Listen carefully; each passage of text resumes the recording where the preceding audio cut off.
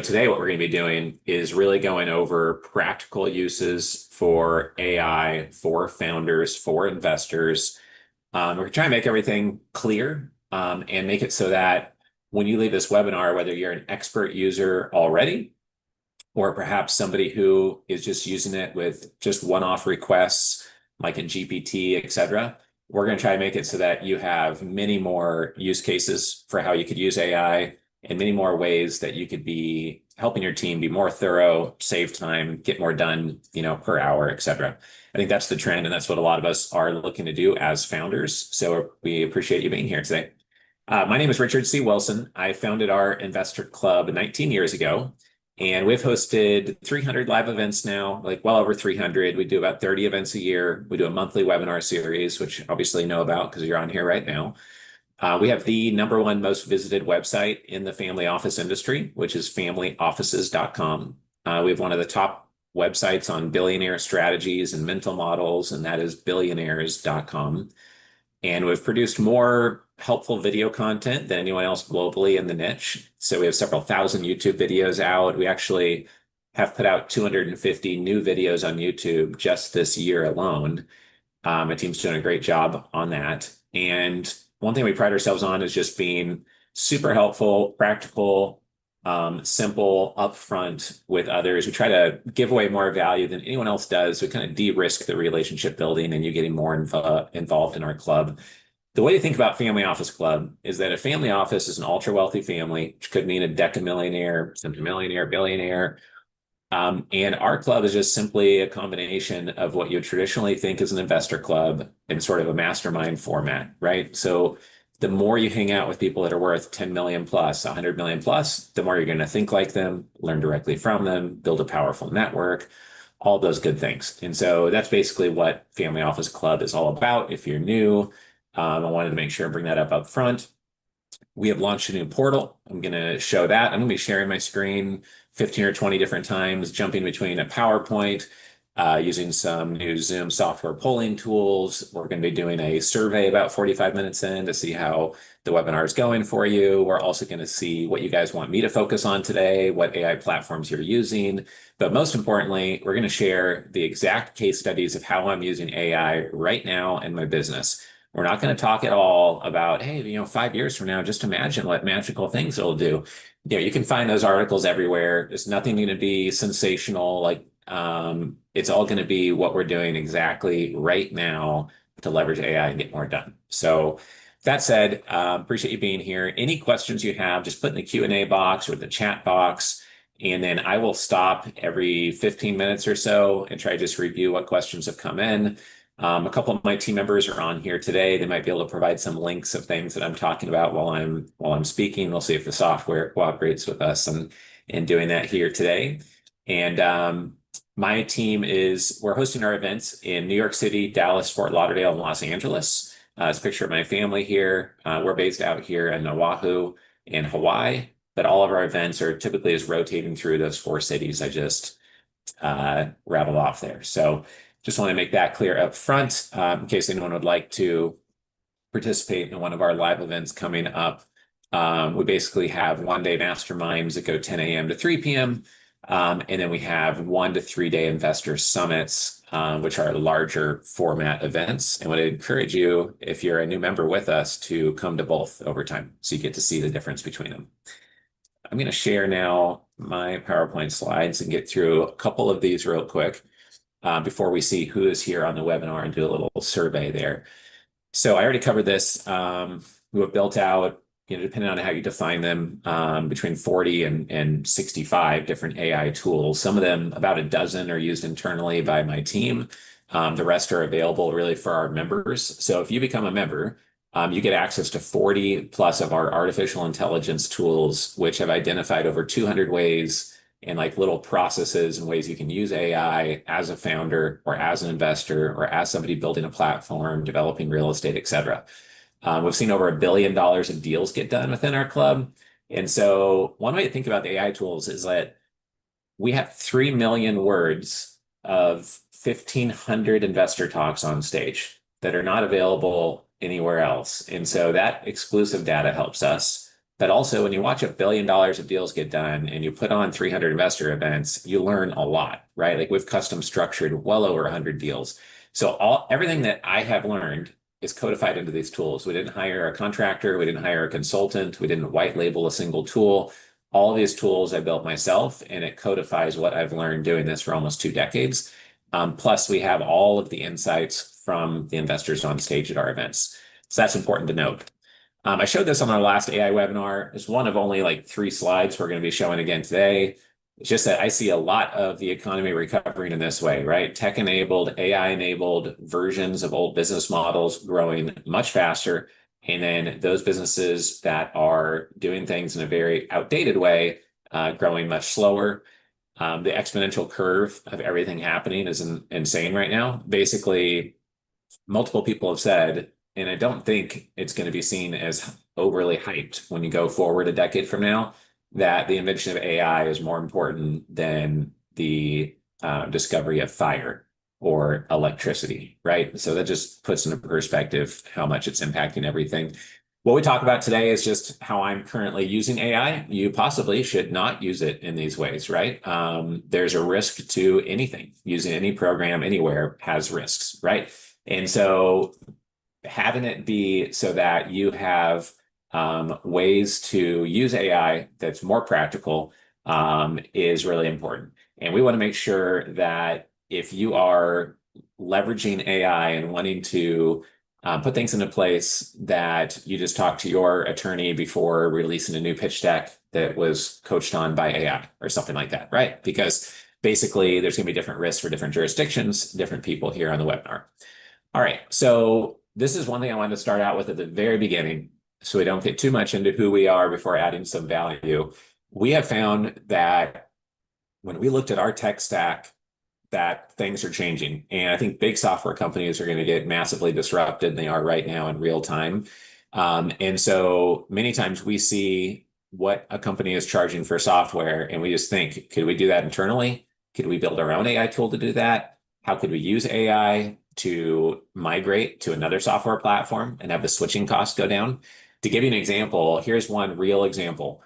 When we switched over from a WordPress membership website to Kajabi back about 4 years ago, Kevin on my team helped, but then we hired a so-called expert in Kajabi to help us. Well, the expert kind of went off the rails, charged overtime without our permission, didn't do things as we suggested, and I probably should have managed him a little bit closer, to be honest. But we thought we were bringing on this big expert. Anyways, it cost us $25,000 and took us 9 months to go over to the new platform. It was ridiculous. It was frustrating. It shouldn't have taken that long. Using artificial intelligence and getting off of Kajabi and off of Hoova and into our new membership portal, which you've seen if you have a guest pass with us, which is totally free, or if you are an active member with us. We did that in 9 days of transferring over our members, importing the members, building out the whole membership platform. The only piece that's left is the uploading of our 1,500 videos, and we have about 800 of those in there now. Should have all 1,500 in there by May 1st. So now with our new portal, with having our own branded app that'll be coming out in the App Store soon, and a much more smooth, unified experience for our members, we'll be spending $17,000 a year instead of $40,000 a year on that software stack. And we didn't pay $25,000 and wait 9 months to get it transferred.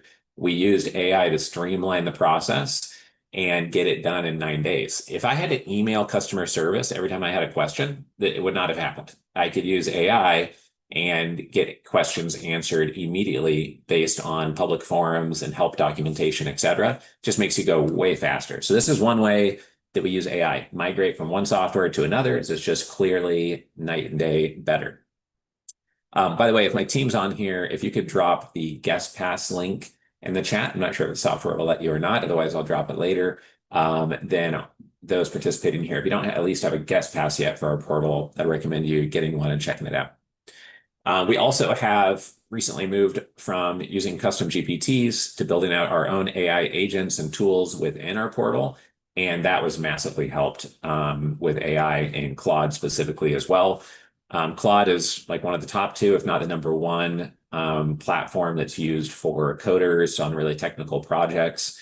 And basically what we found is that to move everything over, the scripts were over 250,000 words long in terms of all the instructions and the scripts and the blocks we had to build out to get it working. And that's equal to two full-length novels worth of text. There's no way a human could do that and move all that over, customize it, QA it, et cetera. It would literally take months and months. So it's just another example of using AI in real time.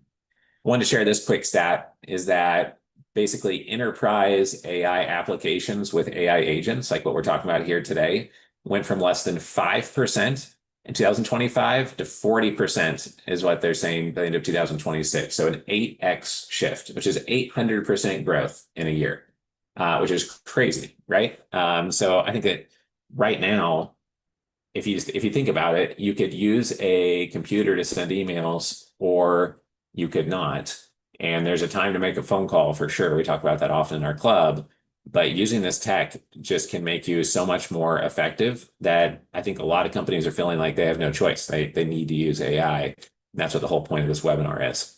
So here's a few of our most popular tools. We've built out, 50 plus of these overall, 40 plus for our core members. These are some of the most popular because they're so practical and useful. Dewey has done over 2,500 due diligence reports for folks. It'll analyze a deal in 20 different ways and custom script 7 questions about any opportunity that anyone pitches you. And it'll just help you be more thorough and save time and dodge bullets and not have to get on phone calls where there's a question or two you'd like answered before you spend 30 minutes of your life on a phone call with something that might be dead in the water if they don't answer that question right. Deal Structure Ninja. So many deals get done only because of a custom structure, only because there's collateral in place, only because of a pref equity structure or gross revenue royalty or a buyback provision or optionality in the structure. Dewey will produce 10 deal structures on every deal you ask it to, and it will help iterate on those. And you can say, I like number 4 and 6. Give me 10 more that look like that. And you can do that over and over again. So it's just 2 examples of the powerful AI tools we have. And what I'd like to do is now show you where in our member portal you can actually find those AI tools so that that is super clear. So let me share that. 1 second. And then if questions come up, feel free to just put them into the chat, and then we will try to take those as we go here. Right. Second. Here it is. Very first square. All right, so when you go into the portal, first thing you should see is the start here. And if you get a guest pass or you're new to the portal as a member, watch a little video first, just a little 2-minute video welcoming you to the portal, a little letter here sharing exactly what we're all about, what we're looking to do. If you're new to our community or you're just curious, you can see pictures, a couple hundred pictures from our live events. So you can see exhibitors, you can see keynote speakers on stage, like a shark from Shark Tank here. Famous UFC fighter that spoke on our pro athlete panels. One of our members, Peggy, is here. You can see pictures of our workshops and masterminds. Here's some NFL, NBA athletes that were on stage. Here's Grant Cardone, Tony Robbins that we interviewed for billionaires.com, et cetera. So you can just see what the community is all about. To get to the artificial intelligence tools, if you're on a guest pass, you go to Artificial Intelligence Hub under guest pass, you'll see the unlocked tools with no lock symbol. And then the locked ones have a lock symbol, of course. Under the investor portal, you can see the 11 AI tools that are most targeted towards investors.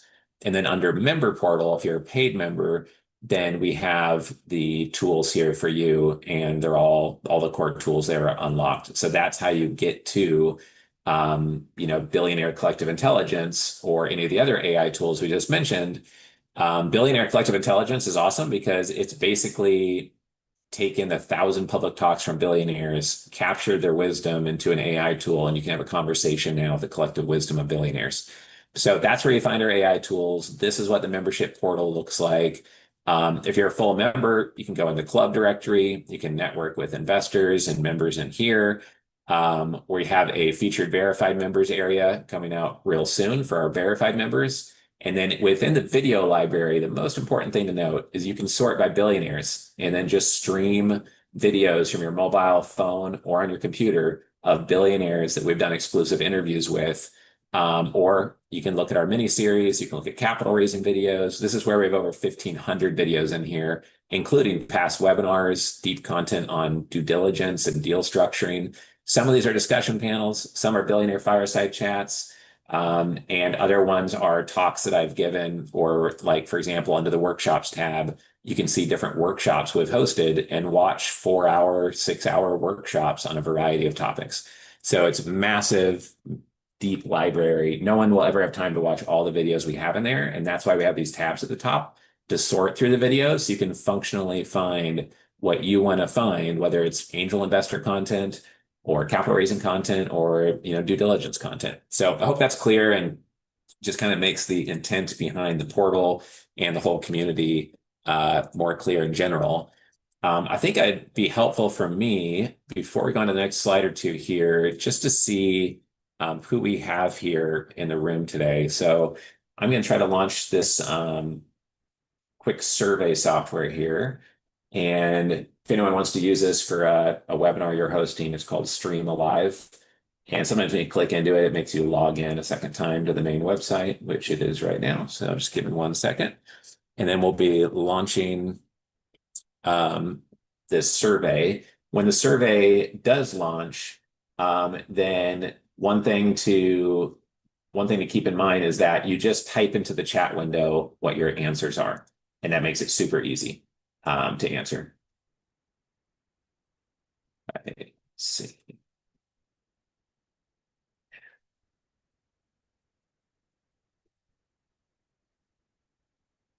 Right now is Stream Alive is not cooperating with me. I'll try one more time, otherwise we'll forget about it for now.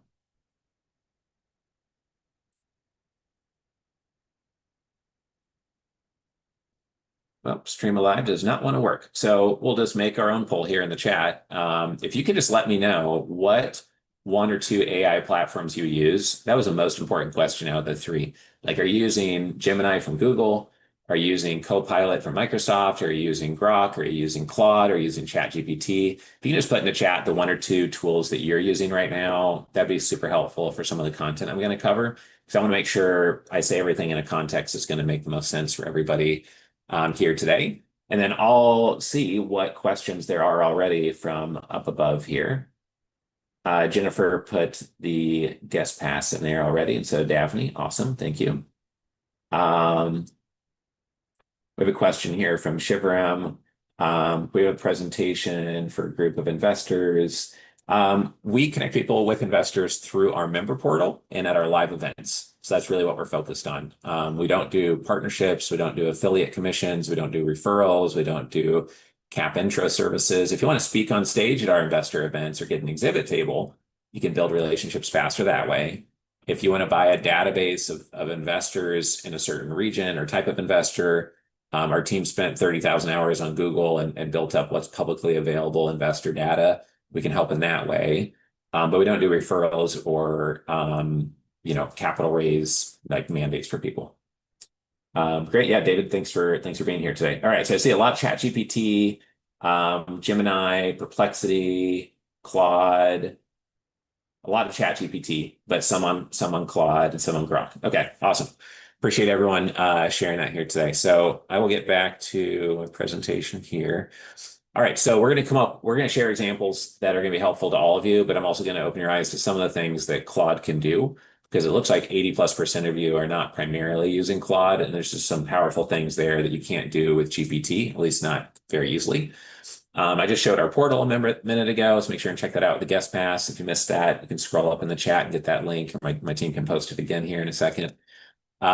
So one thing we've added to our member portal are Claude skills. And so Claude is another AI platform, just like Grok and GPT. It's another LLM. And Claude has the ability to have a free account. And the last time I checked, starting in February, you could add skills to a free account. So any of you should be able to use this. And what skills are basically frameworks and ways of thinking through problems and handling situations and using best practices that work from your experience, or somebody who has a lot of experience in a niche has a certain approach to a certain type of problem. Then you can build a skills profile or a .md profile and you can upload this. And so what we've done is taken the 50 AI tools, looked at the most powerful, the most practical, and then converted those into skills profiles. So we have 10 different skills within our platform now that are available. And if you go to that artificial intelligence hub that I just brought up in our member profile, you'll see the Claude logo. You click on that, and it has the 10 skill profiles you can download right now. You can also just download the zip file, and then they're very easy to install. So let me just show you real quick. I don't want this webinar to be just staring at a PowerPoint. I want you to leave here being super clear about how you can do different things. So we're going to head over to my browser here. And let's see the best one. Basically, it takes like 4 clicks to get these installed. Bring up the best one. Here we go.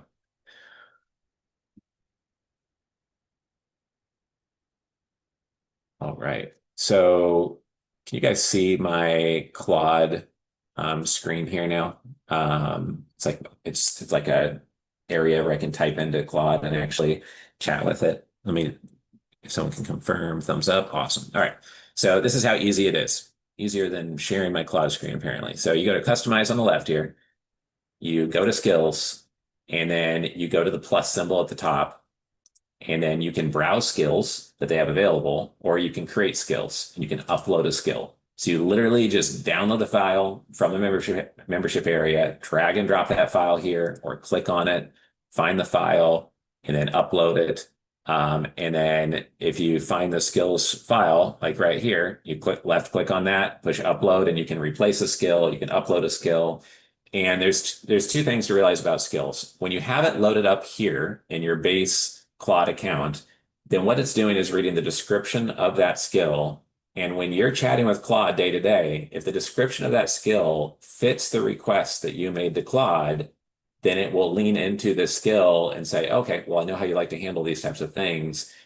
So let me follow that process that your company uses for due diligence, or that you downloaded as a choke point strategy skill from Family Office Club, or investor advantage skill, which is based on 1,500 investor transcripts on stage, or a deal structuring skill, et cetera. So that is for day-to-day use of Claude. Across all your conversations, it'll activate dynamically based on the conversation. But the other thing that I think a lot of people don't realize is how powerful projects are within Claude. So here are some projects I have. Whenever I do an email blast, I have a project for that. When I work on my membership portal, I've got a project for that. I work on our AI platform called Investor Superintelligence, et cetera.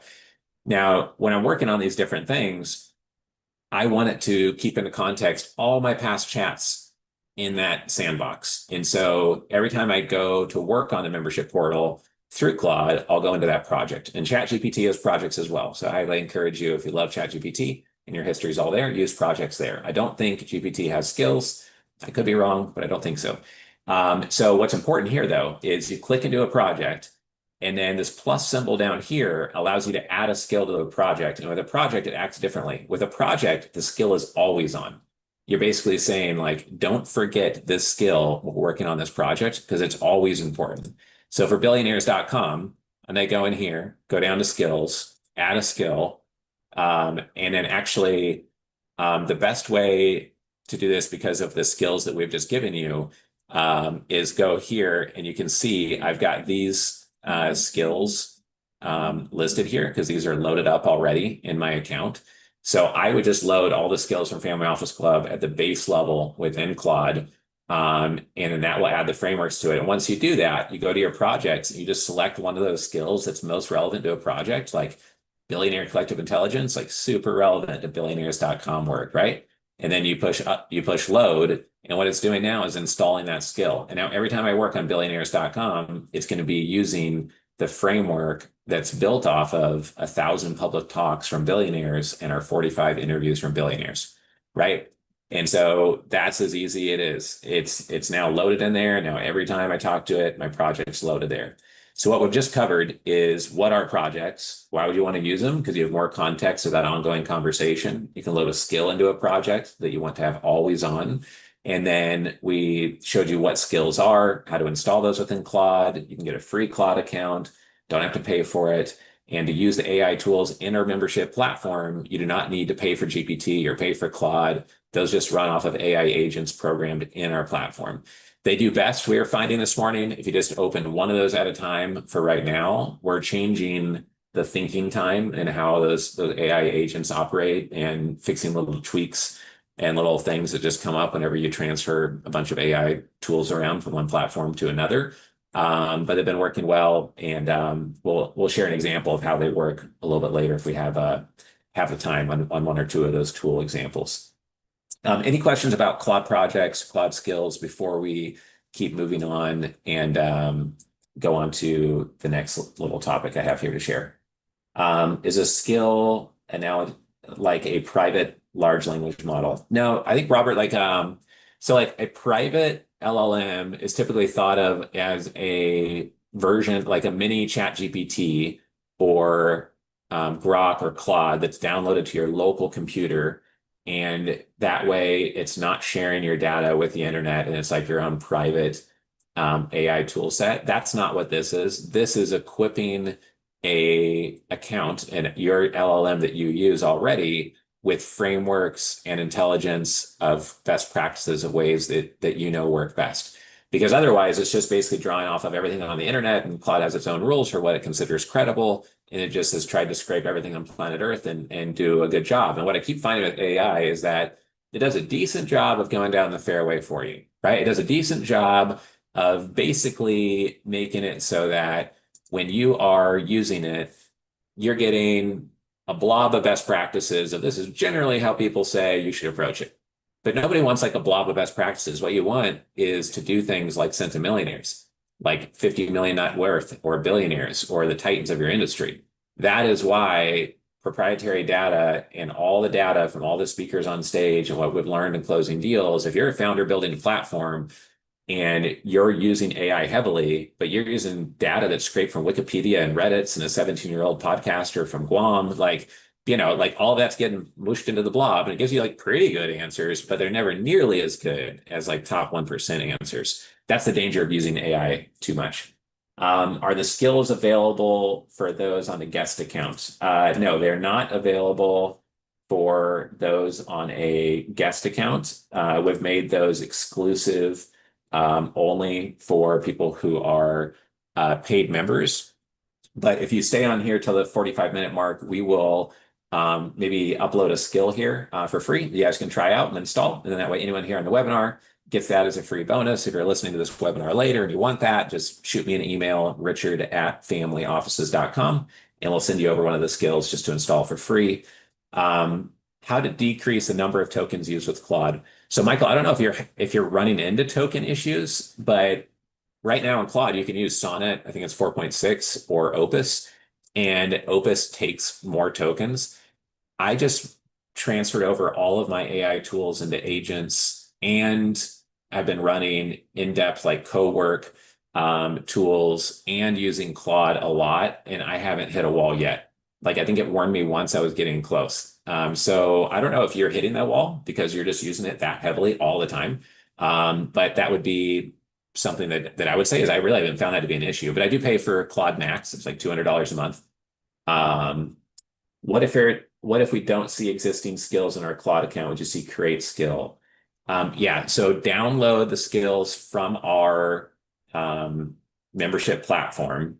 If you have that access, do that. And then because once you have that skill, then you can just go to upload your first skill, and then you'll be good to go, and you'll have those for use. So I would encourage you to do that to get things started. And let me see.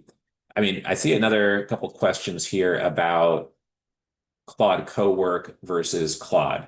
And all these questions are great because this is like exactly what the whole point of this webinar is. So it's not a distraction at all.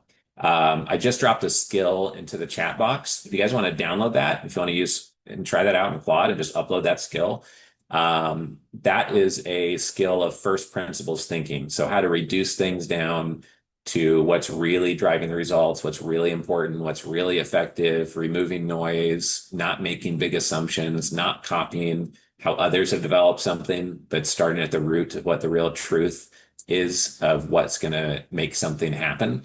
And it applies that thinking so that you first tear things down to the base premises. You get rid of garbage. Sometimes you get rid of too much. You have to add a little bit back. Then you figure out how to scale and automate after simplifying things. The webinar is being recorded. Why are people using Mac Minis with Claude? Well, the explosion of Mac Minis was not so much with Claude, although it helps because of the processors being great for running AI, apparently. But it was really the explosion of what started out as ClaudeBot and then turned into MoltBot and now is called OpenClaw, and people wanting to have like this autonomous AI tool doing things on its own in its own little sandbox so that things don't get out of control and it doesn't have access to your bank account and all different things that could cause security risks. So that's like the main driver of the explosion of the Mac Minis, is my understanding from what I've seen. But I do think that the Mac Minis and the Mac processors are very good at processing AI requests. One question is about Cowork. So Cowork is an answer, and it's a parallel tool similar to OpenClaw. But some people who are experts in OpenClaw be like, oh, that's not true at all. But it's similar because it can actually do things. You're not just chatting with it. It can actually manipulate things. And we're going to show a couple examples of that in a few minutes here. We're going to manipulate an Excel spreadsheet in real time. I'm going to show you the results of some Cowork tasks that I run every day and every week.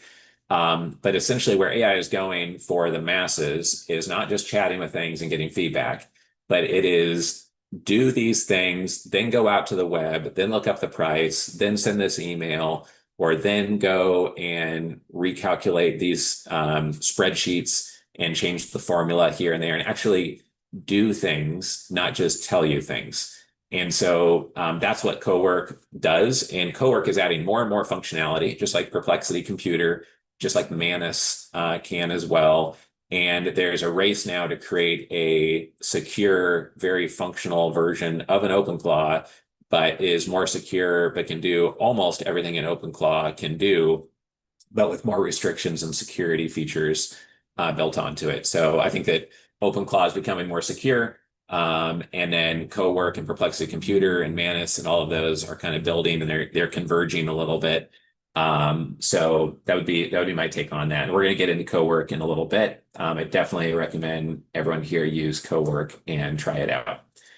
Anji is saying to use ChatGPT for less heavy professional and use Claude for the heavy lifting. That saves some credits. For sure it does. I really haven't ran into credit issues, and I'm like a heavy user of Claude, so I don't know why that is. Maybe you just need Max and you don't really run into issues. Do you have any solutions for private AI? We're not focused right now on figuring out the private AI just because of the downsides of either the models or the setup. And our theory is that, like, especially if you're using Gemini, for example, like some people are afraid to have their emails connected to Gemini, but they're using Gmail. And like at the end of the day, these are big tech companies. And do you think Microsoft is scraping your Microsoft Office, Word documents and PowerPoints? Do you think that Google is in your Google Drive or your Google Docs or spreadsheets? At the end of the day, it's trust in big tech, and you have to select what big tech companies you trust. But will big tech companies be scraping your data on some level and learning from your data on some level, no matter what you use publicly? And my point is, you're probably already using a lot of these platforms. That's the trade-off you just have to answer for yourself on a personal level. Thank you for sharing. Talking to the cloud. Okay. No skill here. Please report the guest pass. Thinking, but the guest pass is missing. Jennifer, you can post the guest pass one more time. That'd be awesome. Because I think that. Oh yeah. James is saying, try coding 7 different apps in parallel with agents. You will max quickly. Yeah, I'm sure you would. We have moved 35 AI tools and didn't max over, but we're not using Claude Code and creating 7 different software apps at one time. I'm sure that would hit some limits. So makes sense. I'm seeing a lot of billboards. Okay, great. I'm gonna jump back into We'll post that guest pass link. Either Daphne or Jennifer can here in a second. But I'm going to jump back into the PowerPoint. So we've got a lot of other concepts I want to make sure that we get it through for today. But that was a little side discussion about Claude, hopefully helpful to some of you that aren't really familiar already with the platform. All right, a second here. And then I think we have some more questions in the Q&A panel as well. I realize teams, so we'll get to those here next. All right, so I think we covered enough on Claude for now, so we'll get to Cowork later. If you're not familiar with our platform, charter members, you get 6 months of access to our live events, whether it's virtual or in person, and our core AI tool sets for just under $2,000 for 6 months. VIP members get a whole year at $5,000, but you also get all of our 22,000 investor profiles and Excel spreadsheets and our investor pipeline tool to help you network with those investors and connect with them. And it's a year-long access for that. And then our verified members are our most vetted membership type. You get the most exposure on the platform. You get a blue check mark next to your name. We do a background check on you before giving you the blue check mark. That takes maybe 2 to 4 business days, not long at all. You also get 2 talks on stage on panels and 1 exhibit table. So this is an annual membership. We also will create your 1-minute founder pitch video. So the thing that almost everyone messes up in raising capital is they have no one-liner, they have no one-pager, they have no 1-minute pitch video from the founder, they don't have a DDQ. We covered a lot of this on our last webinar, so I encourage you to check out that webinar as well as our last AI webinar. But just with the sponsorship exposure on stage, it sells for over $16,000 for that sponsorship exposure. And this membership is $10,000 a year. Plus you get the blue check mark, background check, 3 guest tickets a year, et cetera, et cetera. So the verified membership, we tried to tilt it to be like a ridiculously high value out of the 3. These are the cities we host our events in, as I shared. This is what one of our ballrooms looks like for one of our investor summits. You can get the look and feel of the event. And one thing that we're doing to interview more billionaires on stage is we have a process in Cowork where basically AI is scanning social media and scanning the web for either new billionaires we could interview, billionaires who just wrote a book, billionaires who might be predisposed to actually not being 100% private and actually being open to coming on stage. And so we run this on generally like on a weekly basis. And I think that what we're trying to do is make it so that we are more and more efficient with trying to find them because it's so hard to find enough to interview and work with. And so right here is the billionaire interview leads process. You can see it ran today. And then it gives me some new leads based on criteria that I have set up. And so let me make sure that this is visible to everybody. Yeah, it is. Okay. So basically there's hot leads, there's warm leads, strategic targets, young billionaires, because I think they might be more open to being interviewed. And we're trying to interview 100 billionaires for billionaires.com. So that's why this is set up in Cowork, just to help run that process once a week and generate more leads. This could be done for a sales team. It could be done for deal origination and finding deal flow. It could be done for any business you own and you need more leads coming in, which is just about everyone typically, unless that's not your bottleneck. And so just wanted to share that real quick as one way that we use Cowork. Cowork is a separate software you download and run on your computer. It's separate from Claude.ai, the LLM. So here's a picture of Kevin Harrington, Shark Tank. We've helped close some transactions with him, helped him formalize his family office. That's him on stage with me at an event about a year ago. The whole point of our club is that if you do not raise your financial IQ rapidly and your net worth grows faster than your financial IQ, you're going to lose all the money you just made. Like the world will correct that equation. And so you need your skill set and your toolbox and your network and the capital you have access to and your ability to structure deals and your ability to position yourself and play defense and offense to be far above where your net worth is, right? That is the goal of Family Office Club, to help you do that. Here's just an exhibit hall networking area at one of our events in Florida. And here's just an example of someone demonstrating a product at an exhibit table there. So a lot of us get way too many emails that you can possibly reply to today, right?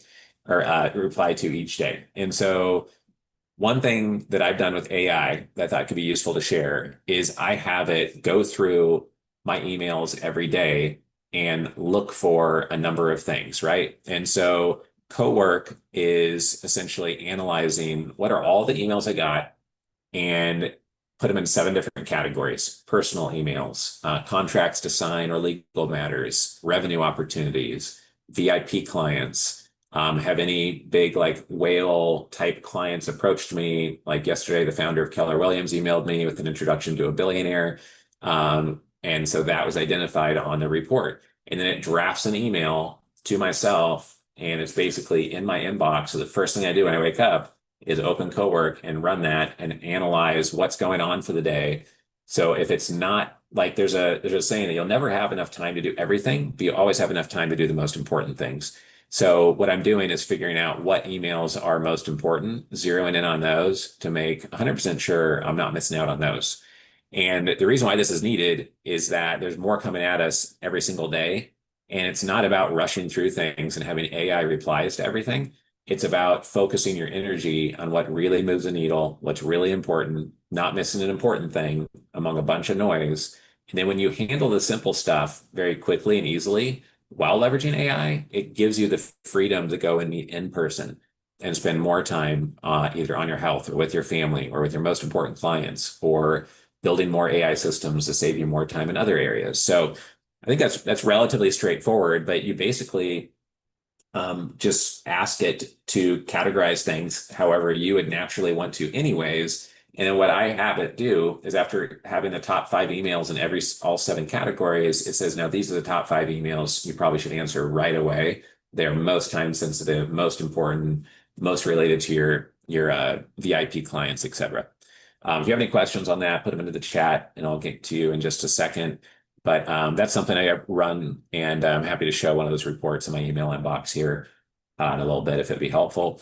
One other thing you can do is connect your AI platform to Slack, and you can do a sentiment analysis, right? There's no way to ask any human to go back and look at someone on your team or analyze each person on your team's chats over time and identify who's not getting enough attention. What projects were stated they would get done, and between email and Slack, there's no evidence it ever got done. Where have we dropped the ball? Or out of your 15 team members, who's showing constant frustration? Maybe they're not happy anymore on the team. Maybe they need something addressed. And you can do a sentiment analysis and pick up on little things and pick up on trends over time that you may have missed otherwise. This is something that we've done two times now. It also helps us just find things. We might have a client discussion, and while live on the call, I need to go through hundreds of Slack messages to find one little paragraph, and the search functionality in Slack may not work to find it. So you can have AI help you just dial in right away on that conversation. It just helps you move faster. We use AI to score leads and contacts in terms of credibility, in terms of net worth and wealth estimates, but also in terms of like whether they're a heavy hitter in the industry. We also have AI tools internally that help us look at whether someone's an investor or a capital raiser, where they could potentially speak at our events, et cetera. And so the main insight here is whatever business you're in, part of your role is probably, or someone's role at your company, is to parse out what's really important, what's not. And anytime you're finding that you're doing anything repetitive, like, okay, let me look at this person's name, let me look at their LinkedIn profile, let me see what their bio says online. Well, if you just put their name and city and company name into AI or a link to their LinkedIn profile, it can give you more in 30 to 45 seconds than you could find in 5 minutes. And now it just speeds up your time. And while finding that, it can adapt it to who you are and what you're looking to do, and tell you what message you should perhaps send over that would maximize the response rate or be most productive, or who on your team should handle that contact, right? That's really important to note as well. Let me see what questions we have here real quick, and then we'll jump back into the content. Hopefully a couple of you were able to install the skills there, or at least the one that I shared. That's something relatively new, but easy to use. So hopefully you find it helpful. All right, so here we go. One question we have is on whether Claude is better than GPT, and whether we clearly like it better and we're using it all the time, or whether we think that GPT is still better. Honestly, I just think they're different. I don't see it as one being better than the other, and so we have basically started using Claude because of its technical abilities. Um, and what we've found is that it has a more technical abilities than just about any other AI platform. I think Google is doing an amazing job and playing catch up very well, and is going to maybe be ahead there. But we've been impressed by how consistent Claude is on the technical side. Um, Let me see what other questions we have here real quick. Okay. We had a question about our event series coming up. Yeah, we have our speed networking events are coming up later this month, and we have those in 4 different cities. That's going to be in Dallas, New York, Fort Lauderdale, um, and Los Angeles as well. So we hope to see many of you there. Um, and so here.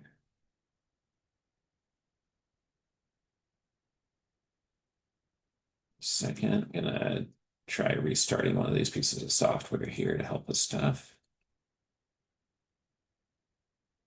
And then if any of you have experience with Cowork, and you can put into the chat what you're using Cowork for, what's been most effective there, what's been most helpful, that would be great, because we're having some questions about like other practical uses for it. And I think that the more examples we have from members here, then the more helpful this whole webinar is going to be for everybody, really including myself as well. So when we're playing around with these AI tools, we're learning right alongside all of our members. And some of the best new AI tools that we come up with and we create are actually from speaking to our members, or answering the questions, or figuring out the answers to things that they're really asking us for.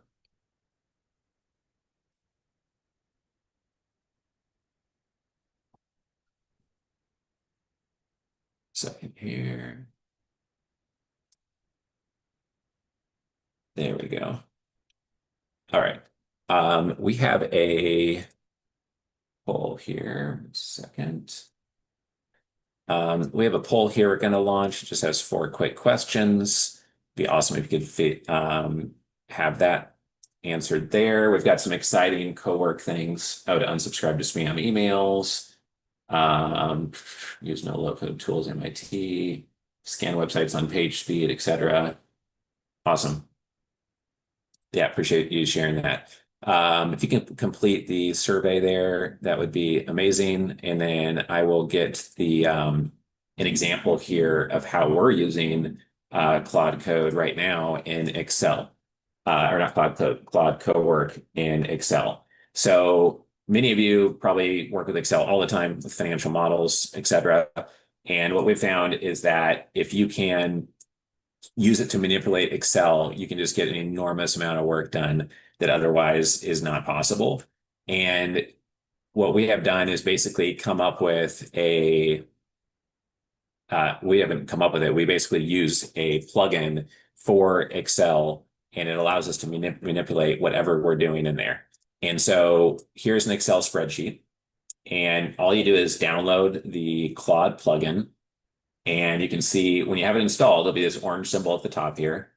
Left click on Claude. It'll ask you to log in if you haven't logged in recently, which I have.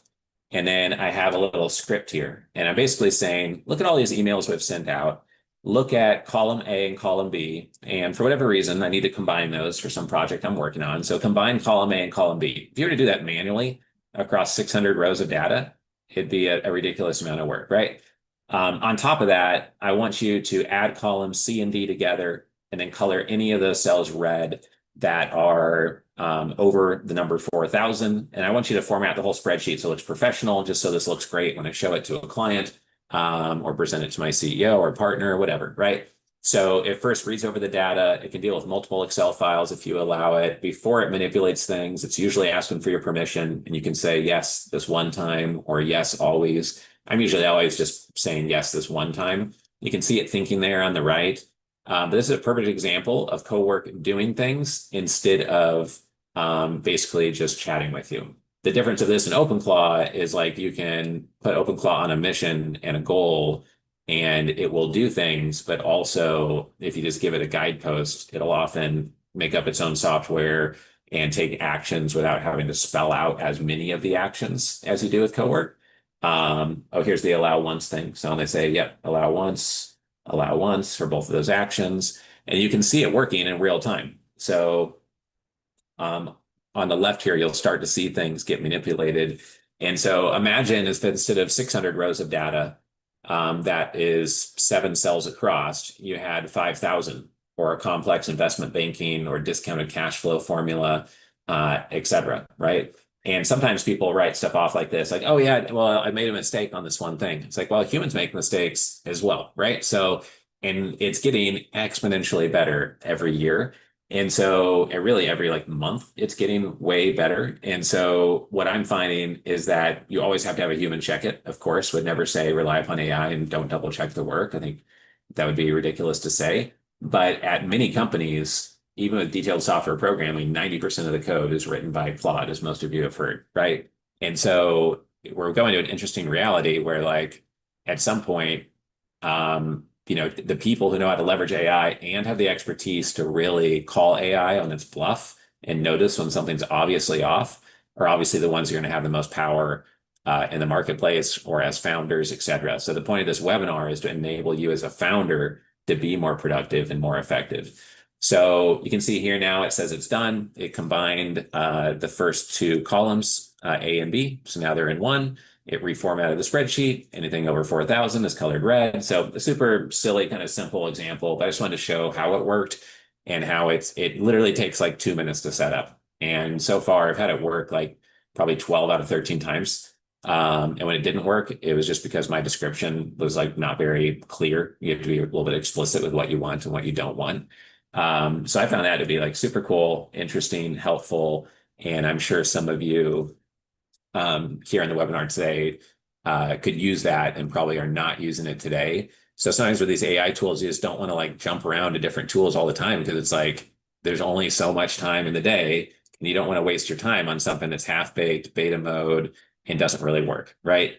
The other thing I found with AI tools is that the more in-depth you go on moving quick and overdoing things in terms of quality, the better. Like really being thorough, really learning how to use the new tech so you can be more effective every day is important. And I found this quote from a billionaire. He was the youngest billionaire at age 21. He built a company called Scale. He was a physics, math, chess genius, like as a child. And I wanted to share this video real quick. It's just 30 seconds long. Hopefully you're able to hear it. We don't usually share videos in a Zoom, so we'll see if that. If you're like hyper focused and you like time and the effort, you can make really, really fast progress. So one of the things that I always like, I've believed in for a long time is that if you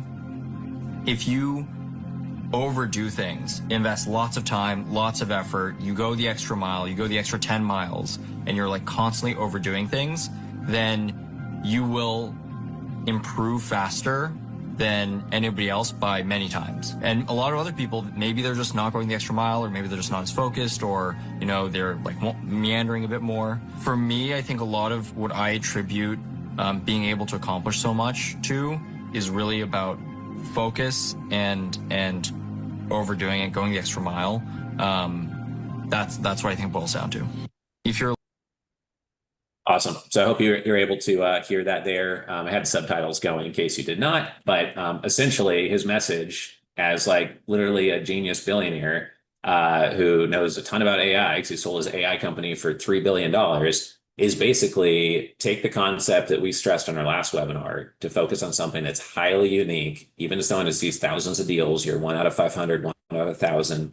choose your projects very carefully, but then overdo it. Like have extreme focus, more focus than other people, and then have it be way more in depth, way more high quality, and you can move way faster than you ever thought possible and way faster than everyone else who, one, maybe don't select the most unique projects, two, don't apply extreme focus, and three, don't try to overdo it in terms of quality, moving quickly, being thorough, and adding value to your clients or the project at hand, etc.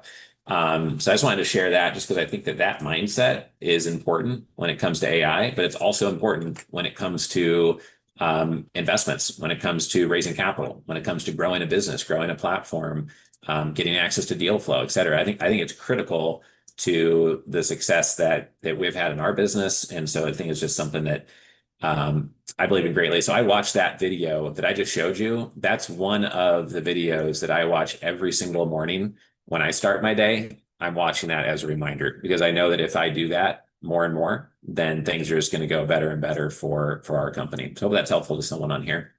All right. So here is what I see as a new reality when it comes to education, thought leadership. And we built our whole business off of thought leadership funnels.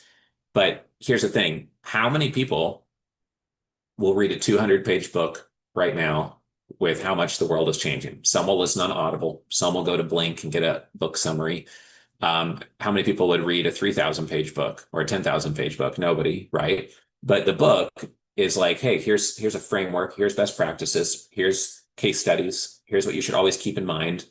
And it's trying to move mental models from someone's brain into your brain, plus stories, different examples, try to have it make sense for a variety of industries, but they don't know who's reading the book, right? What we've done is taken this book and combined it with 3 million words of transcripted investor talks on stage, 40 of my full day workshops, all of our webinars, all of my YouTube videos, all of my LinkedIn newsletters, and put all of that into an AI tool so that when you ask it questions, you don't have to first absorb my mental models, read 200 pages, learn about generic models, and then interpret them for your industry, for your situation. All you need to do is make sure that your AI system has context on you or upload your pitch deck and who you are and what you're really looking for.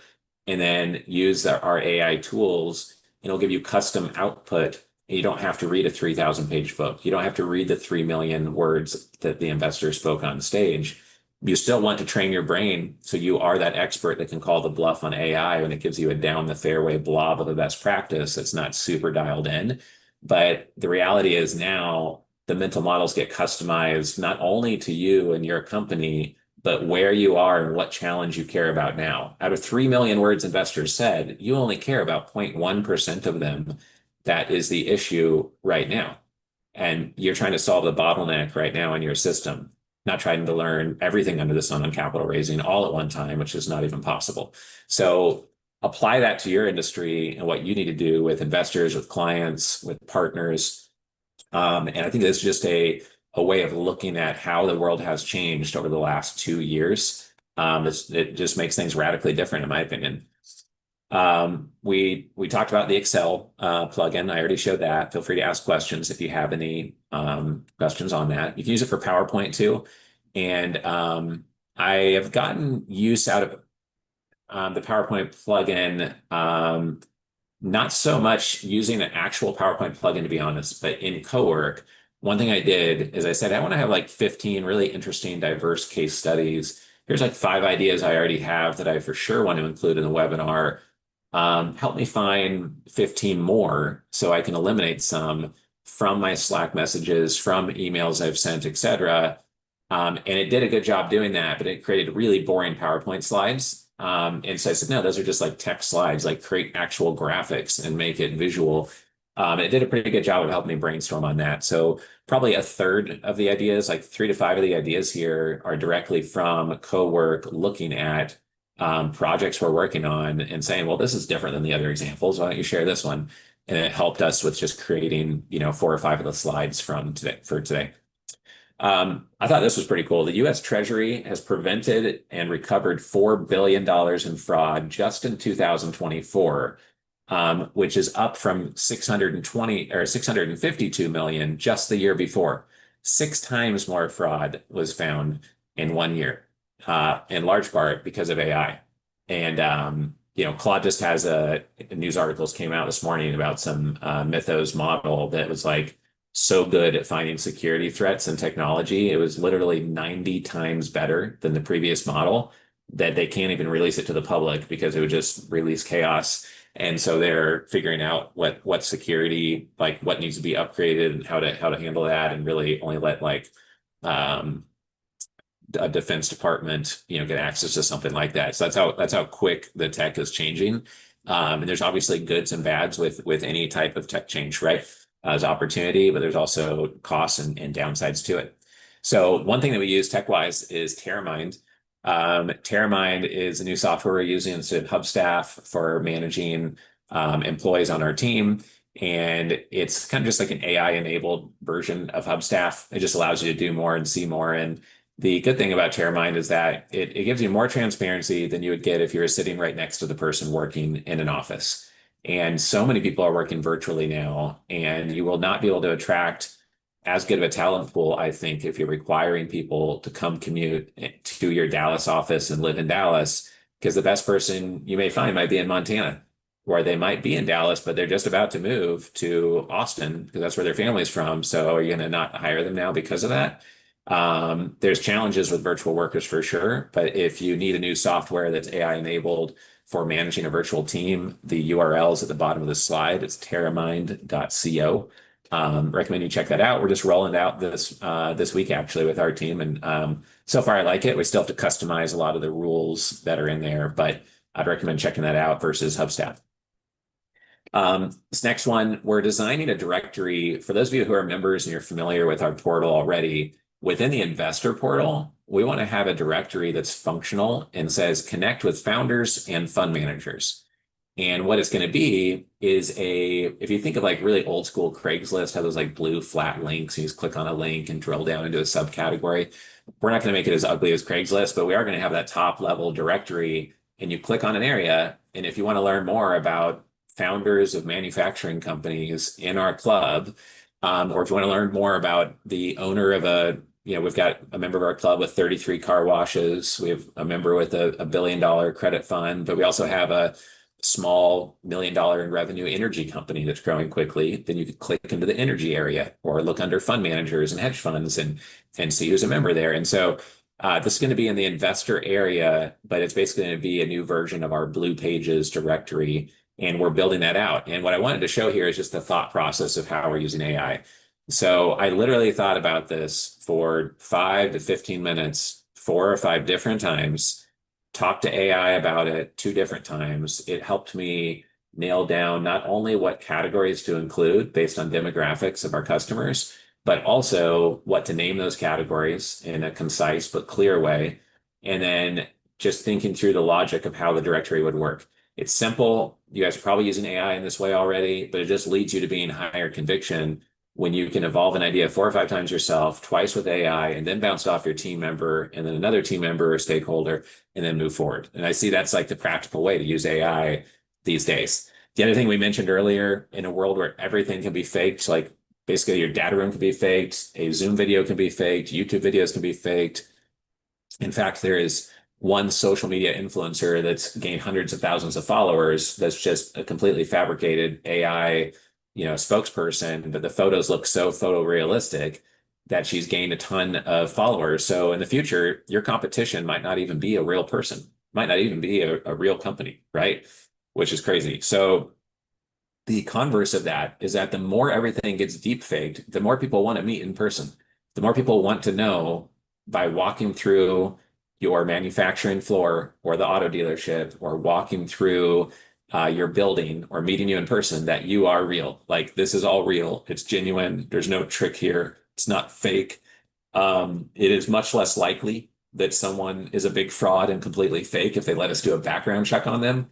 That's why we have the verified membership, because that is the direction where things are growing. And what several people have said publicly now, not just me, is that the more things are faked, the more that the physical world is the real moat, the more that the software moats collapse, because anyone can, like one of our participants just said, they're coding 7 apps at once in Claude. like the more that like Elon said at his last big announcement on XAI and where they're going next, like they want to be able to say, replicate Microsoft Word for me and literally be able to write the software program to run Microsoft Word using Grok or someone using Google Studio or Claude or the program, the platform that Dorsey just released, et cetera. And so basically, if that's the direction we're going, which is only going to accelerate, then I believe meeting in person, physical assets, is going to be more of the moat than the software. Definitely agree with that. So we talked about verified earlier. These are all the details of that. And if you need to customize any of our AI tools for your company and you're a verified member, we're happy to do that. Like especially our like due diligence tool or some of our pitch partner tools, if you want to have them really dialed in so that the pitch partner is trained on your materials or Dewey is trained on your due diligence criteria and process. And every time you conduct due diligence, you could leverage the custom AI tool and it's going to save your team a ton of time. So let us know as a bonus if you get signed up as a verified member today. We'll customize a couple of our AI tools for you, and I think you'll find them very helpful if you do that. This is something I just completed 3 days ago. It's interesting. Like you never have to feel bad about asking the AI to work too hard. It's just like this weird hang on to like an old world where it's like, oh, okay, that's work. That's a lot of work. Like, oh, that'd be like obnoxiously deep work. Or like that's so ridiculous. But it's like the overdoing it side theme of things. And this is a great example of that. So for a while, I just said like, look at my past sent emails and make sure it's in my voice. Like, make sure it sounds like me if you're going to help me write any content or an email. And I was like, okay, but I was like, oh, well, if I'm going to be having it help me analyze my inbox anyways, like, why not look at 1,000 emails? That'd be crazy. I bet it'd be way better at 1,000 emails. And then I basically, after a couple weeks of doing that, realized that 1,000 may not be enough because I send like 10 different types of emails. And I wanted to have a lot of examples of each of those types of emails for different types of prospects over a long period of time. And so I told it, don't look at certain emails where it's like a reminder email to myself or something like that. Only look at substantive back and forth emails or important VIP emails, etc. And I had it go through 18,000 sent emails to really get my voice.md file dialed in, basically meaning document categories, best practices, who I forward emails to and why, how I handle different situations, how I phrase things, my preferences on doing deals, what I never want to do, words I never use, my preferences on how to treat challenges and potential wastes of time, et cetera, or phone calls, et cetera. And so that is all built into my voice.md file now. And what's cool about that is it not only makes my voice write things in my voice within like the email writing Claude project I showed you, this skill is permanently installed there. So it's always on in the background, but it's also in my Claude, basic account level as well. But I also separately have trained my daily inbox analysis tool in Cowork and the drafts that it would create to use this voice.md file. So the drafts now are much more in my voice, and it knows that I should forward a certain email to Ellie, a certain one to Jennifer or Xander or Daphne, etc. And so to me, that is massively powerful. And I also had it look at using the same data. How do I create a cheat sheet? So I have a one-page cheat sheet on how to manage my inbox. So my executive assistant can help me do that, but also then 15 pages of context of how I manage emails in general. And it created that training guide cheat sheet for my executive assistant, but again, for the daily analysis of the emails as well. So I'm going to stop there and see if there's any questions. I've got more things I need to go over here, so I want to keep on moving quickly. But let me stop real quick here and just check in with everybody. Like the Excel plugin, yeah, it's definitely huge. Unintended gray colored square keeps blocking up parts of your screen. Yeah, strange. I'm not sure what that gray square would be. If anyone knows and Zoom better than I do, that'd be awesome to know what it is. Do you double up using AI? Yeah, for really important questions, I will sometimes have Cowork go to work on things. And I'll use Gemini, Grok Heavy, and GPT. as well if it's like a really critical issue. And if it's something where I don't really trust AI's response, and I say, make your response based on data, best practices, who's growing the fastest, who dominates the industry and has the most expertise, and use data to back up your conclusions. Don't just agree with me, et cetera. And when I do that, if it's a really important topic, then what I will do is make sure that I ask that on multiple platforms. Because what happens is different platforms will quote different data points. And then I will either take a copy paste of all the results and put it into the platform I trust most and say, now analyze the results, who has the most credible results, or it's just obvious that I should go a certain direction or not. But if you think about the trillions of data points that you're leveraging by asking the question across like four different AI platforms, even if one or two are free ones and a couple are paid premium, it's crazy, right? The amount of intelligence you're getting and the amount of data that can be leveraged. And that's like one of those powerful, simple use cases, obviously, right? And I think most people are using it that way. Um, with a different agent group for each of the 10 types. Each facet could have a voice and video agents answering questions 24/7. Yeah, James, I think you are right, but right now I don't want an agent answering my emails. I want them drafting them and sorting them. And if it's Mickey Mouse simple, that it should be cleared out, like a spam newsletter or something, like, okay, just do that. And if it fits a rule perfectly, okay, then forward it to my team member because he'll always kick it back if the rule was not applied perfectly. What I don't want is the founder of Keller Williams emailing me and then the agent emails something back that's rude or doesn't thank him for being at our event for his birthday last month that the AI agent would never know. Or, I've had a case where my friend had an email come in from a billionaire from the Pritzker family, and the AI agent automatically followed up with like a generic one-line response that made no sense. And it was like, okay, that was super stupid. So like in our industry, for my business, I get like really, really important nuanced emails, and some of the things are a carryover from context not captured by AI. So I don't want AI sending emails on my behalf. That's just me, but I definitely somebody can do that, James. Totally agree. Um, what happens to confidential information? When it's access to your tool. Basically, our tools are mostly using like a Sonnet 4.6 to analyze things. Every now and then we'll use a Gemini 3.6, I think it is. So those two models are what most of our tools are being bounced off of. And so if you would use those models in general and don't believe they're like evilly like going to take your information, like if you would upload a pitch deck to Claude or Gemini, then that's basically what your information is being bounced off within our portal. I don't have anything set up where I can see what you submitted, what the results were, what your materials are. We don't have any visibility on that on any of our tools at all, just so you know. But that's what we're using. What's the name of the skilled voice AI agent again? We use Whisper. I have a slide I'm going to share in that, and that helps me with instantly transcribing all of my voice notes. And that's been super helpful. So let me check on the Q&A panel here and see what questions came up there.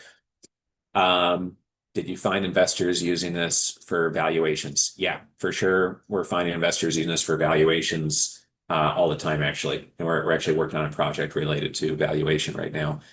Can you connect Cowork to any email client? How do you deal with it? Do not hosting an email in office.com or Google. I'm not sure, Miguel. That'd be a question for AI itself, I guess. I'm not sure if you can connect it to any email client. Probably not everyone. It's probably just the major ones. What am I using to sort emails? I use Cowork, which is ran by Anthropic, and it's a separate tool from Claude.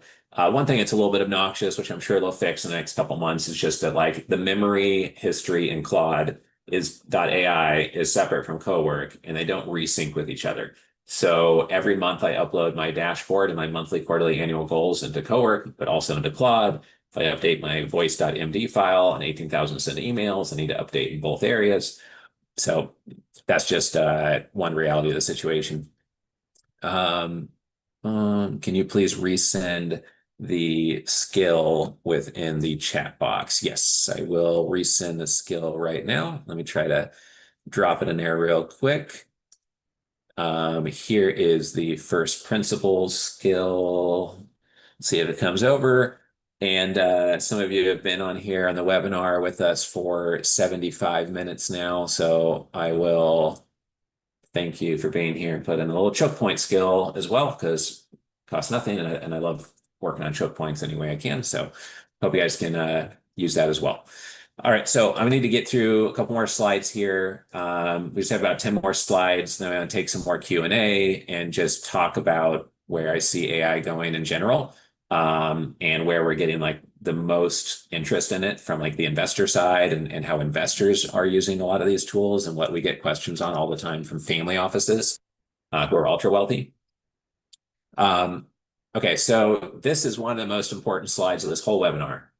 And I think a lot of you have realized this. If you're like James and you're programming 7 software apps at once and hitting limits on token usage every day and having to wait till 6 p.m. or 6 a.m. when they refresh, et cetera, like this quote here: the most powerful leverage of artificial intelligence is for tasks not physically possible just a year ago.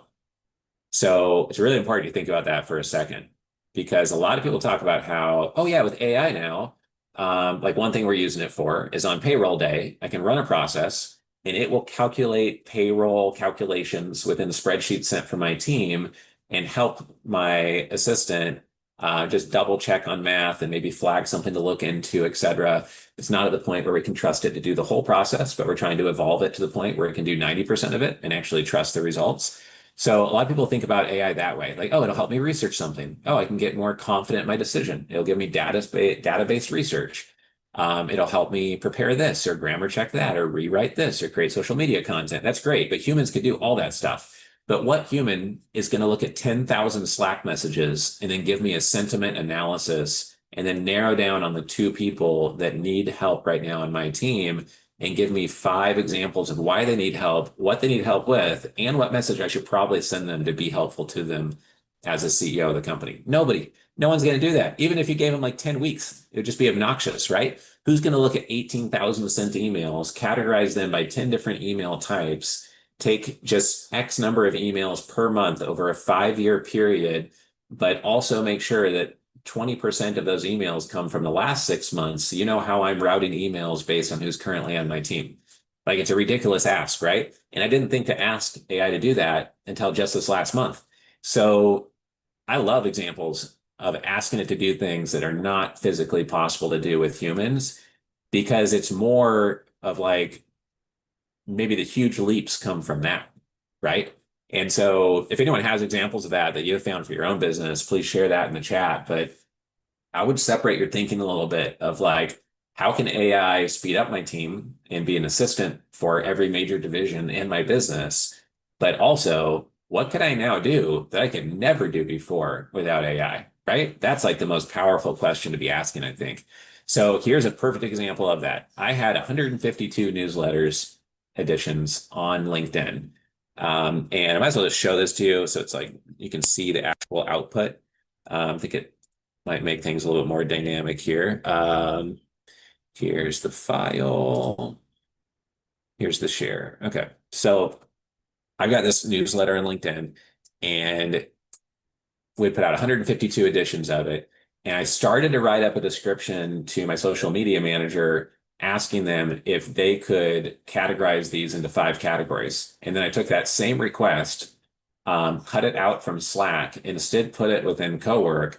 And I said, hey, look, I've got this newsletter called Decamillionaire Accelerator. We have about 68,000 subscribers there.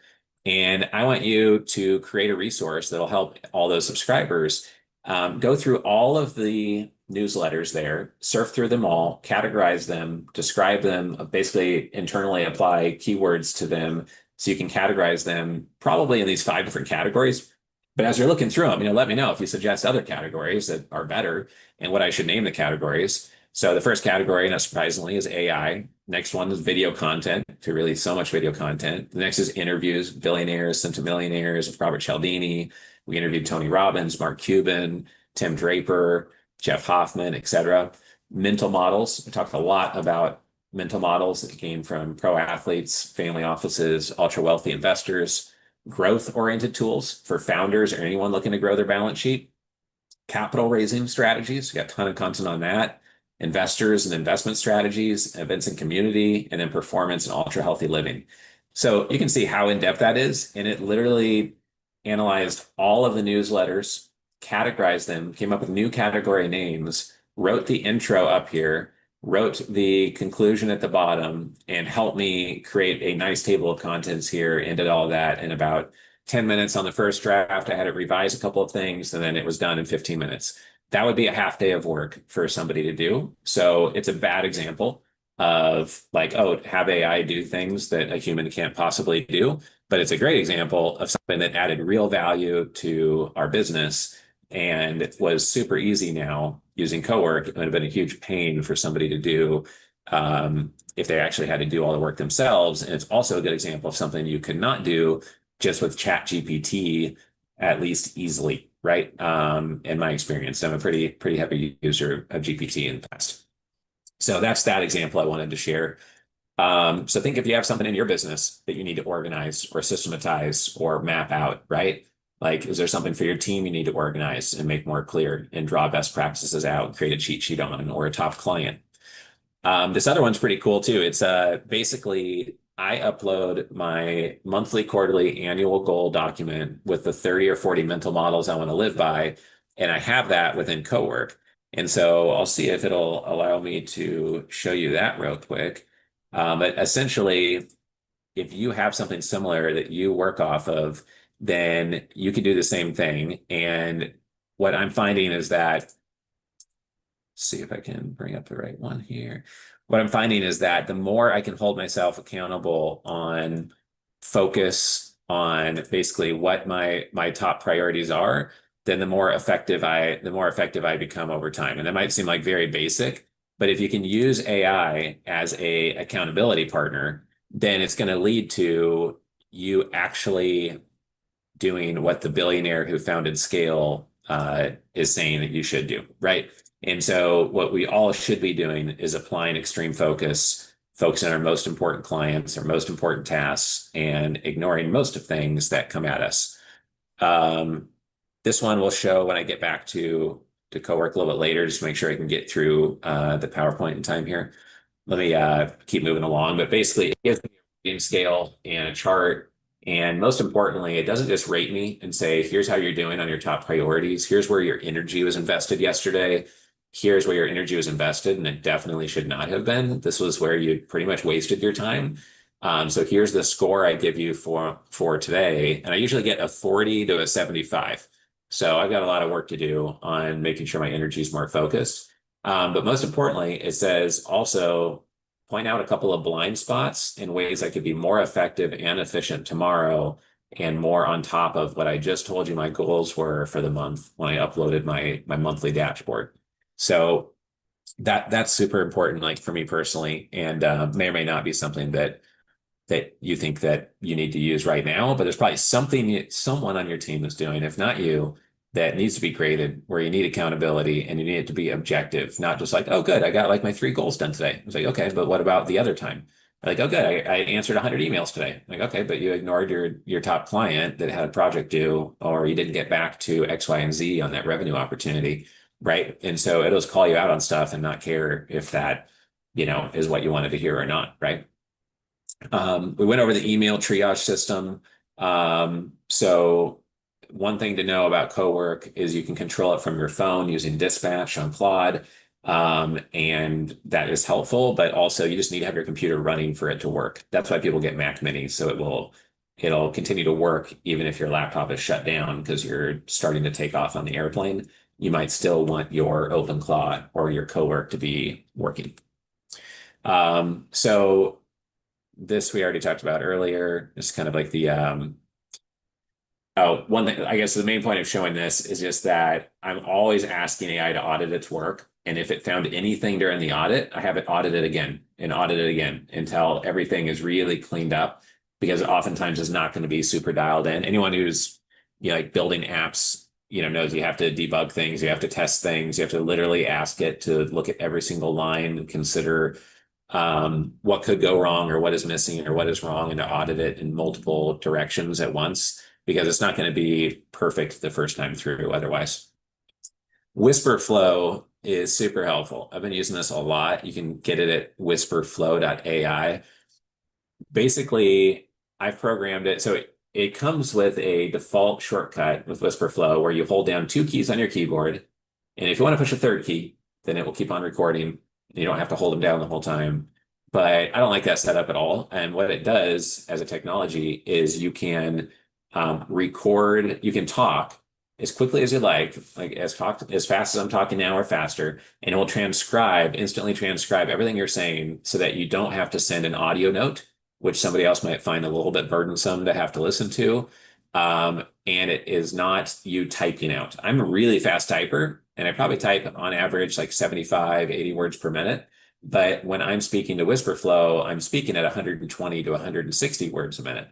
And the cooler thing is that I can type really fast, but the downside of AI is that a lot of us now feel like to keep up with AI and the current business and to fight the fact that interest rates are high and the business is a little more challenging for a lot of models right now is there's a more intense workload upon us, right? You get information faster. Oh, now we can work on that. Oh, now we can improve that. Oh, now I need to learn this new AI system. So the intensity of work has increased for a lot of founders. And what I'm finding is that when you're used to AI moving so quick and you feel like you need to move in so quick, you need to remind yourself to slow way down on important things. And if you're not careful, then as you're writing things, there'll be more mistakes potentially, at least in my case, than there used to be. And so one big benefit of Whisperflow, even if it was no faster, is it will autocorrect little spelling and grammar mistakes on the fly. If you type really quickly, in theory, your Gmail, your Grammarly tool, whatever, should be doing that as well, but things get missed and it doesn't sound as good as when you use Whisperflow. So that's why I use it. And the shortcut here I've learned is to have the middle scroller on your mouse be what allows you to record without having to hold down any buttons. And then it just records until you're done talking. You hit the middle button again, and you're good. And now all the text comes out. So I really like this. Helps me get more work done every day. I did not like it when I had to do the keyboard shortcuts. So it just takes 30 seconds to make the shortcut be the middle mouse button. I definitely recommend you check it out. So don't forget to get your guest pass if you don't have one already. Don't forget the AI tools are now within the portal. We are tweaking a few things on the AI tools. You'll continue to see things tweaked throughout the rest of this week and start of next week, and then they'll pretty much be stabilized in there and not changing a ton besides new ones that we create, of course, all the time. And then we also are going to be improving that Claude section there. Right now, if you go to the Claude area within Circle, it'll explain what projects are, explain how to install the skills and give you the process to do that to make it easy. And then it will also kind of just explain a little bit about using Claude and how to leverage it. You're going to see a ton of more videos get loaded up within the platform as well, as we talked about earlier. So family offices manage somewhere between $3 and $14 trillion, as you probably heard me say before. And that's more than all of private equity and venture capital combined. And so one thing to keep in mind in our community, when you're listening to the ideas of family offices or trying to build relationships with them, it might not all happen the first event you come to, virtually or in person, right? We had one person that founded a very well-known brand, like you would know the name of the brand, and they did a big exit, and they came to one of our events, and their goal was to raise $10 million, and they didn't raise the 10 million, and he got upset. And he said, "Hey, I thought I was going to raise all 10 million by coming to one event. Like, what's going on? Someone on your team told me that." And I said, "Well, I'm sure no one told you you're going to raise all 10 million in one event. If we could tell everybody that we are sure of that, we would charge you $250,000 per event, not 5 to 10,000 a year or $2,000 for 6 months, right?" So have realistic expectations, right? Because we've had $30 million of seed capital get secured from a dinner someone organized around one of our events. We've had people go from 30 million to 130 million AUM because a billionaire of the publicly traded company backed them. We've had an $800 million family make 5 different allocations into members of our club. You know, we've had the shark from Shark Tank that I showed on screen earlier invest in 3 different transactions and partner with people in our club. And so these things do happen, but a $4 million check is equal to 40 $100,000 checks, right? So you're getting 40x the efficiency. Hopefully it doesn't take 40 times as long. If a high net worth investor takes 2 months to come in or 3 months, Does it take 120 months to bring in a that much bigger of a check? No, hopefully it doesn't take a decade, but you should expect it to take longer to bear a larger, juicier fruit. Like you got to put in, build a relationship, build the trust, get them to see your business in person, meet with them over several events, plant seeds, be unique, dial in your communications, dial in your positioning, have a one-liner, have a one-pager, get your 1-minute founder video dialed in, add value first, learn how to customize deal structures. Don't just pitch a fund and say, you want to be my LP with a massive minimum, like be able to do direct deals, JV, co-GP, all those things are important, right? And more. That's why the game is tough. And that's why if you win the game in the capital markets, you become ultra wealthy, right? Because it's tough. There's a lot of competition, there's a lot of deal flows, a lot of noise out there, etc. So we have the number one most visited website in the family office industry, familyoffices.com. Check it out if you haven't recently. You'll see our upcoming events. Go to the membership application, like join page, and you can see our 3 membership options and become a formal member with us today. We'll review your materials once a quarter, and I think you're going to love the investor portal. So please go check that out. We've got the most watched YouTube channel in the industry, and we have the number one largest network of any investor club by far. We have 16 million members in our social media communities and another 2.5 million followers on top of that. So about 18.5 million total members and followers. We get a ton of deal flow, insights, and data from that. So here are the 3 membership options. You can be a charter member, just kind of our entry-level membership, a VIP, or a verified member. We covered those earlier. Here's my email, richard@familyoffices.com. And again, our website is www.familyoffices.com. We mentioned billionaires.com earlier if you want to see some of those billionaire interviews. And I would encourage you to do so.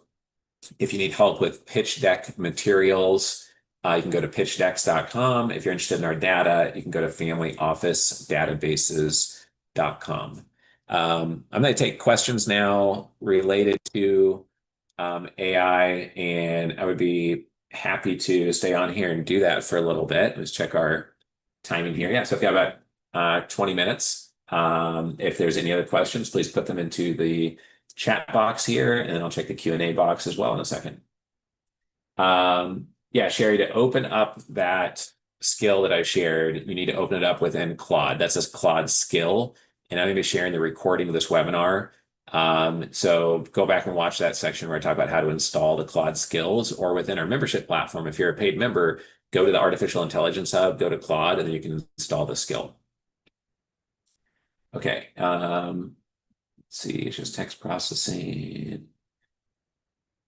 Okay, here's Tristan. Humans cannot do this. In my business, scanning over 10,000 business websites and seeing exactly what they do to based on user experience. Every time AI checks one website, it gets stronger because it's an example of what's good and what needs improvement. And then we make improved websites for business. Yeah, for sure. It's a great example of what no human can do, right? Like I feel like it would be very profitable and beneficial if all of us took an hour and go get like a shaved ice or a poke bowl and just think like, what is a list of 20 things that AI could do that no human could ever do? And 1 or 2 of those ideas might just be amazing and totally change your business or make you add like massive value to others in your community. Can you connect with me on LinkedIn? Yeah, send me a LinkedIn connection. I'm like near the limit on connections. So there's like a follow button if you just want to follow what we're up to. Our newsletter on LinkedIn is free. It's called Decamillionaire Accelerator. So please subscribe to that if you haven't yet. Every single aspect of our business is sped up because of Grok. Yeah, we love using Grok. We also like the fact that it's relatively objective, doesn't feel too slanted, uses data, has like devil's advocate thinking kind of built into it. So we really like Grok. Yeah, Chevron, thanks for being here. How do I access the investor portal as a guest? Jill, there's a guest link that was shared earlier. Maybe Jennifer or Daphne could share that again. But if you want to see what we're all about and read the welcome letter and video and play around with a few of the AI tools, or look in the strategy vault. In the strategy vault in the guest pass, there are free books, free videos, interviews with centimillionaires. We had someone the other day that said, it was the first time that someone has said this out of like 1,000 guest passes we've issued. They said, hey, I feel a little bit tricked. Like this guest pass, there's nothing in there. Like, I don't get it. And I said, like, well, I think out of every investor club on planet Earth, we are the most generous and we give away more than everybody else. So let me show you exactly what's in there. We have these fireside chats. We have these free AI tools. We have the books you can download. We have all of our newsletters in there. We have all these other guides and resources and some of our webinars in there. Like, like we don't have enough in there compared to who? Like someone who charges $10,000, right? It's free. It's like a free guest pass, right? But you should be able to get in there and quickly see what we're all about. You could download one of my books, feed into AI, say, what's this book all about? Like, what's the frameworks? What are the mental models? Is this helpful stuff? Is this unique? Like, is Richard really an authority on family offices or capital raising or et cetera? And you can like just get to know us and get value from it. And you can use our billionaire AI tool for free in the guest pass, et cetera, as well. So I hope you enjoy that. Um, the Claude skills you shared didn't show up in my chat feed. Oh, okay. Well, let me just share that again real quick. All right, there's the first principles skill, and there's the choke point skill. It should show up in the feed now. Let me check out the Q&A. It looks like we do have more Q&A. Okay, yeah, I reloaded the skill. What's the Claude plugin to write emails? I mean, I've used Claude.ai in the email writing box. Sometimes I'll use Cowork, but just Claude.ai, basically. How are you using AI with your CRM? Frenchie, the answer is not enough, honestly. We're using ActiveCampaign, which we're mostly happy with, but the AI platforms out there plug into HubSpot and Salesforce more often than ActiveCampaign. We use AI to optimize subject lines. We have an AI tool for that in the AI hub for you guys. We use AI to help with writing emails in the CRM. We use it for optimizing trends over time, like what's working, what's not, and click-through rates, et cetera. But we haven't used it to massively clean up our CRM, to be honest. We use it to get more guest passes issued for our portal, more opt-ins for the CRM, but there's probably many more ways we could use it for the CRM, honestly. Okay, it's from Jack. Seems like we have a lot of mutual friends in the real estate world. Yeah, probably do. I've got a lot of real estate members of Family Office Club. And I think it was called Collective Genius. It's like a real estate group I've spoken at. I've spoken at self-storage masterminds, at Rod Cleef's events. I've spoken at like probably 50 different real estate related events and clubs and little networks. Unable to download any of the docs that Richard has sent. Okay. Interesting. Anyone else able to download those skill files that I sent over? I'm not sure. Okay. Ryan saying he could save them. Jenna says not able.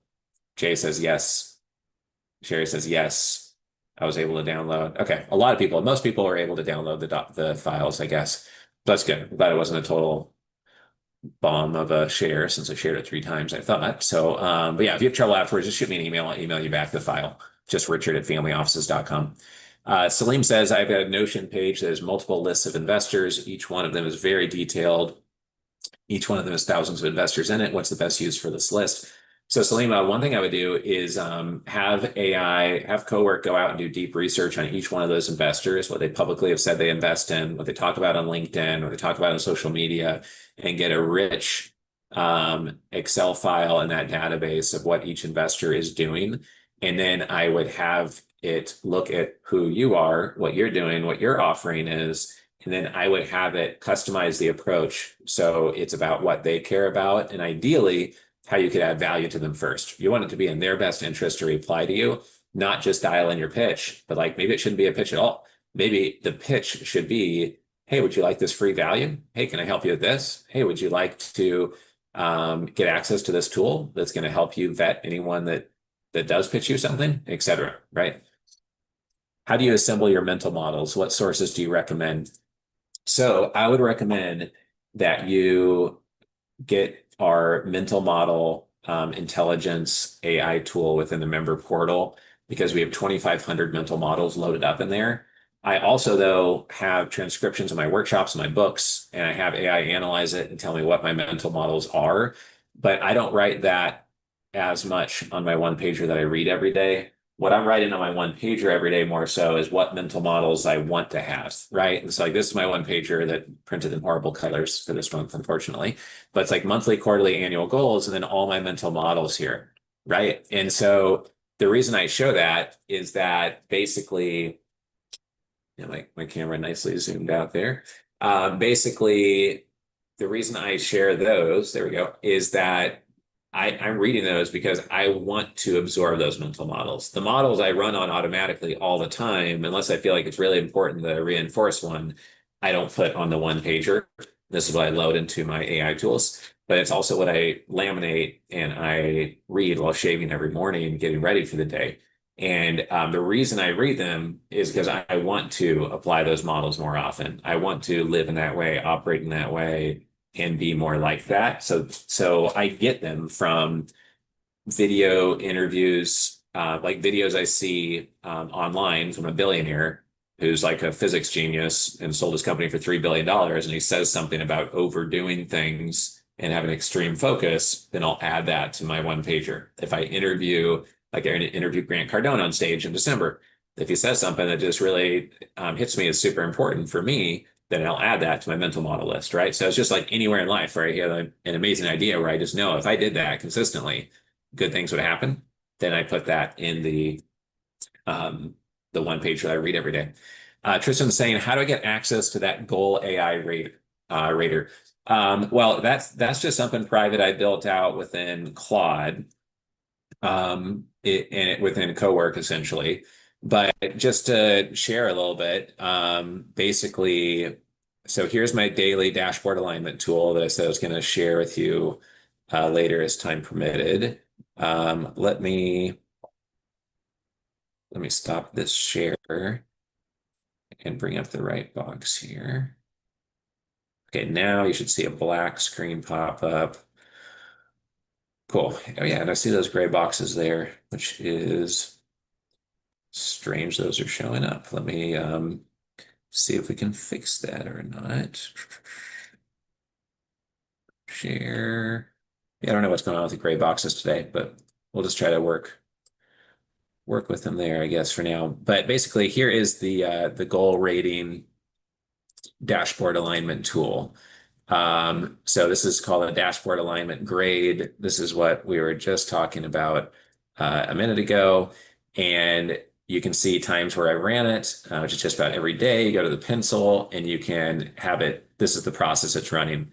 So it's basically the instructions for what I want my process to be, what my mental models are. So you can see a lot of my mental models are spelled out there. Step two, pull activity from data. Look at my Google Calendar, look at Slack, look at Gmail. Step three, analyze and score it. Step four, generate a report. And then I have it designed a nice little scorecard so it looks premium and feels cool. And then the report must include a one-line verdict, an overall score, a pillar score, 5 things done right, 5 things not done right, something I should almost certainly stop doing, a blind spot I might not see, how I could be faster, more effective, and apply my mental models more consistently. So it's one thing to have the one pager. Most people don't have that, but to consistently, daily analyze how you're living by how you are trying to live, I feel like that's something that wasn't possible before. So here you can see a result of the report coming out here and different ideas, things to fix, things to stop doing. And some days I have more time to look at this than other days, but it's awesome to have it on tap anytime I want to. Um, my daily inbox summary gets done here. You can see I'm not just saying that I do this daily. Like, I don't know how I would fake. I'm sure you could with AI, but like you can see the dates on all these times I run this. Like, that's how helpful it is. I run it like every day. Sometimes I'll run it twice in a day. So I've got my payroll review, which we just do every 2 weeks. So you don't see as many instances, obviously. And then my billionaire interview leads. And then you go to the pencil, you can see the instructions. So we're trying to build this out for each part of our business in as many ways as possible. And the AI tools that you get through your membership help you structure deals, conduct due diligence, come up with your one-liner. They help you do all the things that we say you need to do to grow your platform, be successful, do what the ultra wealthy did to become wealthy. Like we have a tool that's literally called Extreme Focus Finder because we keep on hearing over and over and over again the importance of focus, right? And so that's where we get the ideas for what to build out. So I hope that's helpful to show. That's what I was going to show earlier. Jay is saying, how do you go about an AI system for both finding philanthropists uh, into funding and supporting visionaries. Jay, I would look for people that have made their wealth in a related space or be highly impacted by it. My father spent 40 years in philanthropy and raised over $1 billion for hospitals and community colleges and associations and nonprofits. And um, many times, if you're helping a hospital, it's a nonprofit, build a cancer treatment wing. Many times they have wealthy affiliates of the hospital that are just supporters, but other times people who have been impacted by the hospital and somebody's wife or husband was cured of cancer from the hospital, or benefited otherwise from the hospital and just are huge community supporters of it. They might be the ones who you could use big data to look for. If you can get a list of patients and then screen that by wealth indicators and then see if you have permission or not to reach out to those. That'd be an example of how you could use AI to go about it. You could use data sets like from Apollo or Zoom Info or others to look at demographics of ultra wealthy people near a nonprofit or in an industry that would predispose them to be interested in the cause, maybe. That'd be a couple things. Is it okay to link to the recording of this event on social media? Yeah, sure. Happy to. Happy to do that, Jay. You have to trust the sender in order to save the files from the Zoom skills. This must be set up by your admin. Got it. Thank you, Ryan. If anyone needs those, just shoot me an email. I'll email you back the skills. Um, Jay, what are your preferences for accurate transcribing of audio recording? We use Rev, R-E-V, but nowadays we were using Rev all the time. Nowadays, Dropbox auto transcribes files we put in there. So I believe that Valley and my team is using like the Dropbox auto transcription for quick transcriptions of some things, but you can just drop it into AI.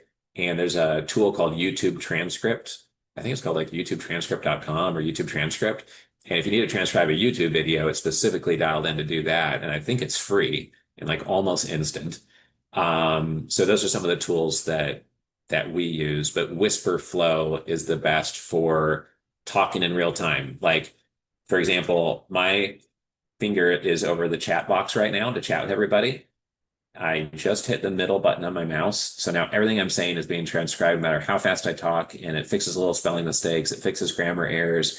And now I'm going to hit the middle button again, and it's going to process and it's going to post that text in there. And see, if I was typing while on a webinar, then it would probably be like having issues with like it would be making a whole bunch of noise, right? But by just transcribing it like that, then the text gets produced and then I can just enter the text there and I didn't have to type it out, right? So if your fingers get tired, you have so many emails you have to get back to people on, or you just want to be faster and make less mistakes, then Whisper Flow is highly recommended for that.